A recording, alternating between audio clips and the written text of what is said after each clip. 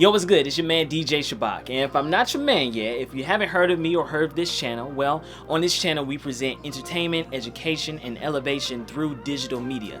And today is film and editing. This is for the videographers, for the editors, for the filmmakers, the struggling guys, or for the ones y'all may have a little more experience than I do. Who knows? You can learn something, okay? And today I have the 7 points on how to finish and start a project for your next client. I probably could have made it 5, but I'm gonna throw in the extra sauce for y'all. I will be referring to a church service that I filmed for and edited for, but this can apply to multiple areas. A YouTube video, a conference, or any pre-recorded content. If you haven't already, hit that subscribe button. I believe you're gonna like this content, and once you watch it, make sure you hit that like button.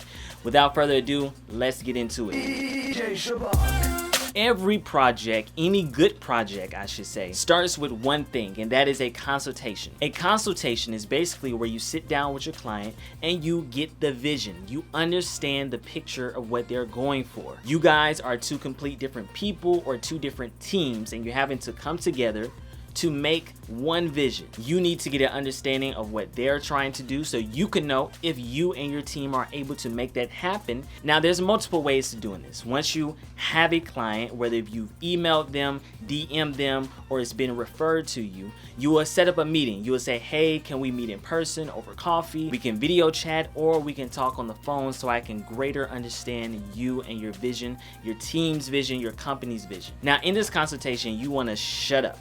You want to let them talk, hear their vision, hear their goals, so then you can properly present to them ways that you and your team can be an asset to them. Now, the next step is planning. This is the details that you discuss with the clients. Now, sometimes this takes place in a consultation meeting, but typically the consultation meeting is just for you to get to know your client. For example, I worked at this church called Beulah Baptist Church, and I was contracted there. So therefore, I wasn't the direct contact. There was my manager who has a company who contracted me to be the videographer and editor at this church.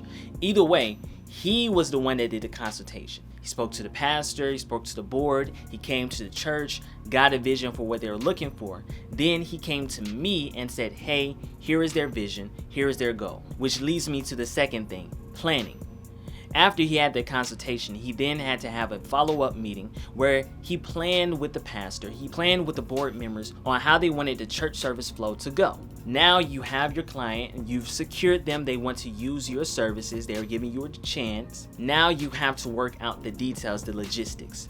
How many cameras are they wanting to use? Are there specific cameras that they're trying to use? Is there a certain way that they've already edited and they want to continue with that edit? Or are they wanting to create something new? How many people are you going to need? Is this a one-man job, or are you going to have to call your team? Scheduling when you're going to have to come in and film. Is this a weekly, a monthly, a yearly, or a one-time project? For me with Beulah, it was a weekly project. So I would have to come in on Wednesdays, we would record everything, and then we would have everything edited by Friday to be broadcasted, live streamed on Sunday morning. Now, I kind of talked about this in just the initial planning period with your clients, but this planning can also be with your team while you're with your client or separate from your client.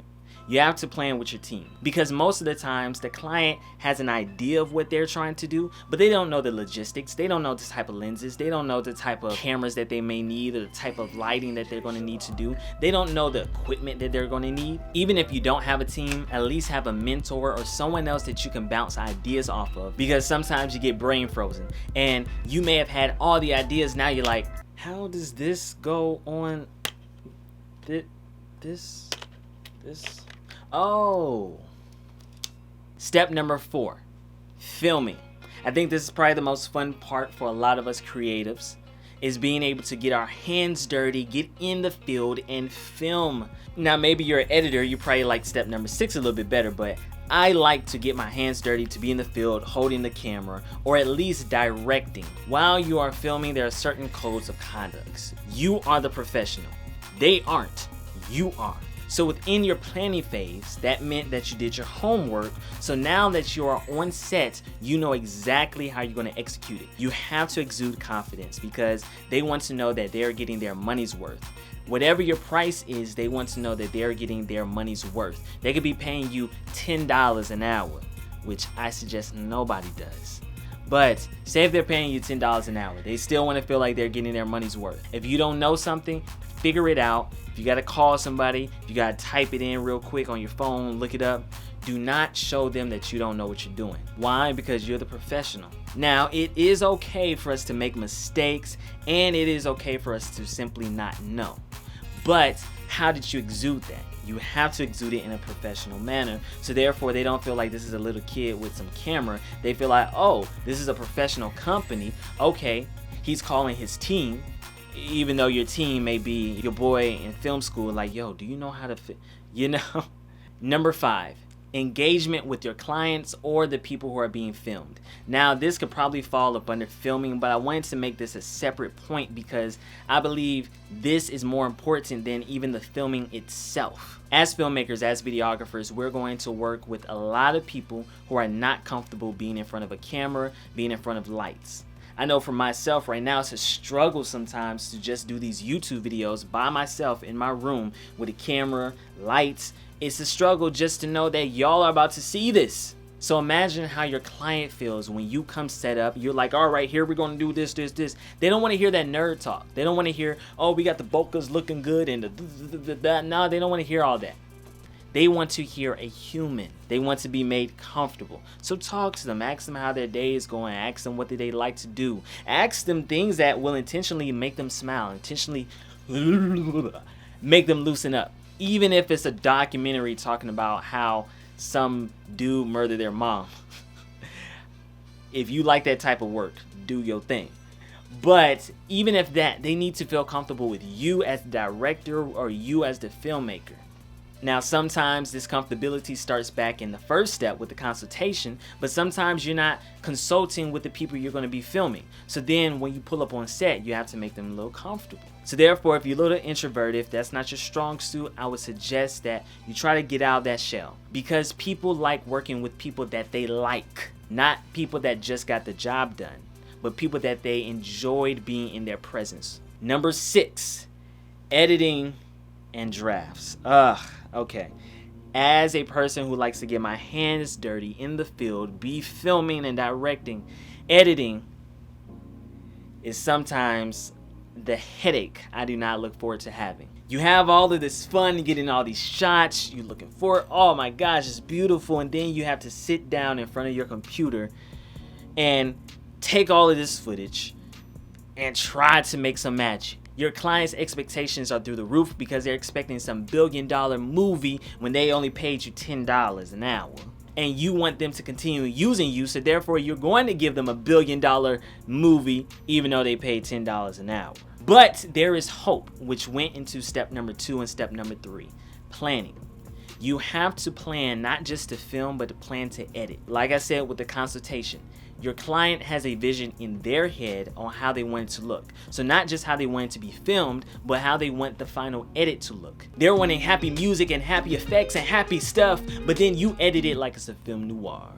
You edit it in black and white, dark music in the background, and then you send them the draft and they're like, this is not at all what I wanted. Now you're disappointed and discouraged because you didn't communicate and plan the vision for editing. So with your client, create an editing workflow sheet. What do they want to be the intro? What type of music do they want you to use? What type of cuts do they want you to use? Do they want you to use a lot of effects? Do they want you to keep it simple? Do they want you to use instrumentals or do they want you to use real songs? Are they planning to chop this video up for social media, or is this something that's going to go on their website or a more extended video? All of this stuff matters. Once you have your editing sheet, now you have all of your footage, all of your content together. When I was working for Beulah, there was a sound technician, shout out to Kevin, who recorded the sound. Then there was musicians who played the instrumental for the choir. Then there was a graphic designer who made the flyers and the graphics for the video. So I had to get all of this content and then edit it together. Now, me personally, I like to have all of my content, all of my elements together before I start editing. So therefore, I'm able to have a clear vision, a clear palette on everything I'm working with. Now I'm just plug and play. Other people, they're able to edit as they're getting content. They start with their videos, then they drop the audio, and that workflow is based off of your own style. I can't tell you what to do. I can only tell you what I do and works best for me. And my last point for editing, do not expect for them to like the first draft. Do not set yourself up for failure, okay? Congratulations, you played yourself. They will not like the first draft. Whether it's one little graphic or typo or typing that they didn't like, or the whole thing they're like it's trash. Expect for them to send back comments on the first draft, and then you have to go back and re-edit some things and then send it back to them. But hopefully it's not too much stuff, because hopefully you and your client sit down and plan how you wanted the edit to go. But sometimes we have difficult clients that are like, yeah, I know I said I wanted this, but I kind of want to switch it up now. And we hate them, but we love them at the same time because they're paying us. Hopefully not $10 an hour. And the last thing, you're done. You did it. You have successfully planned, filmed, edited, sent them the draft. They finally like the draft, hopefully by not the 100th draft, but they finally like it, and you're done.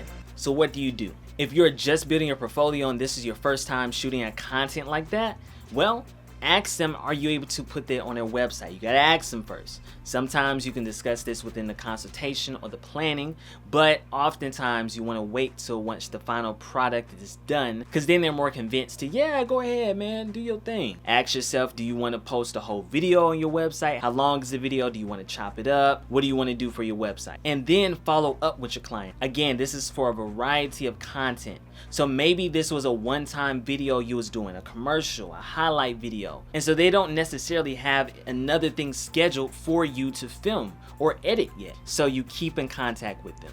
Maybe follow them on social media from your personal page and then maybe your business page. Create a rapport with them, create a relationship, because next year or next month, it may be even next week, when they have another job, another event, another video that they need filmed, or another project that they need edited, they will think of you because they see your face on social media.